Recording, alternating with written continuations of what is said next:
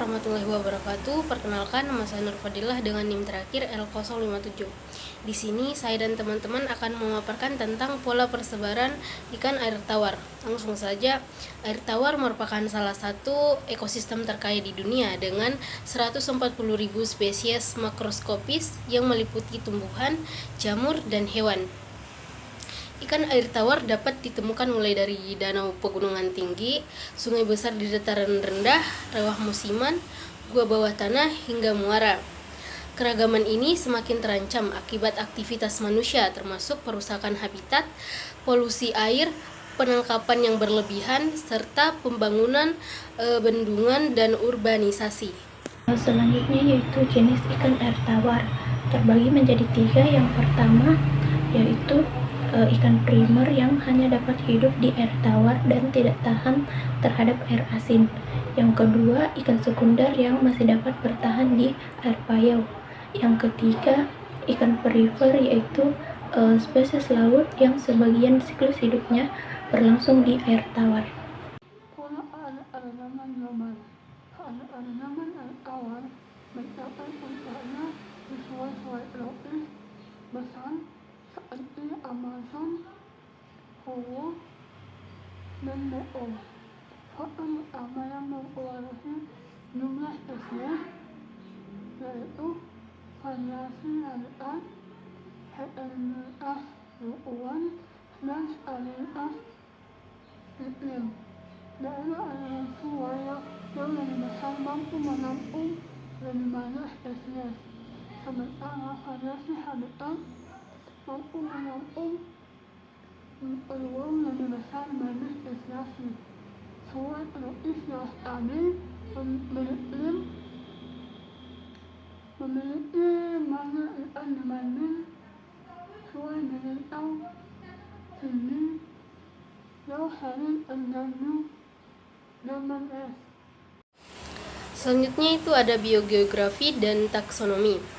Di dunia dibagi menjadi 7 wilayah utama ikan air tawar. Ada neartik, neotropis, paleartik, Afrika, Oriental, Australia, dan Madagaskar.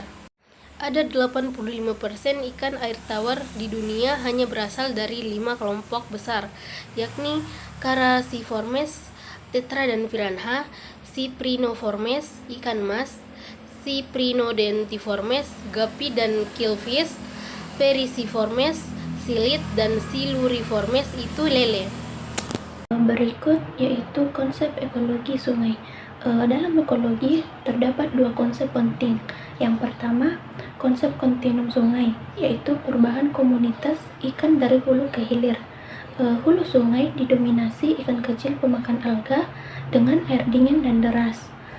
Bagian tengah sungai memiliki rantai makanan yang lebih panjang, sementara hilir didominasi pemakan detritus dan plankton dengan oksigen rendah. Kedua yaitu konsep delik banjir yang menekankan pentingnya dataran banjir sebagai sumber makanan, tempat pemijahan dan pembesaran ikan terutama di sungai-sungai tropis. Kawasan spesies danau. Beberapa danau besar memiliki fenomena berupa kawasan spesies terbentuknya banyak spesies baru dalam waktu yang singkat. Contohnya adalah Danau Victoria yang di Afrika Selatan yang memiliki 500 spesies. Susunya Danau Malawi dengan sekitar 400 spesies serta danau Baikal di Rusia yang dihuni 22 spesies urban. Diversifikasi ikan ini terjadi karena ikan beradaptasi dengan berbagai sumber makanan, bentuk mulut, warna tubuh, dan perilaku yang berbeda. Selanjutnya, ancaman utama. Keanekaragaman ikan air tawar kini sangat terancam. Polusi dari pertanian, pertambangan, dan limbah domestik mencemari sungai. Bendungan mengganggu aliran alami dan jalur migrasi ikan. Penangkapan berlebihan mengurangi populasi, terutama dari ikan besar.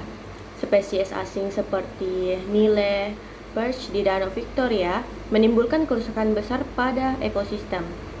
Perubahan iklim memperburuk keadaan dengan pemanasan suhu air, banjir, dan kekeringan. Akibatnya, populasi ikan air tawar menurun hingga 88% sejak tahun 1970. Kesimpulannya, ikan air tawar merupakan salah satu kelompok vertebrata paling beragam, tetapi juga paling terancam punah.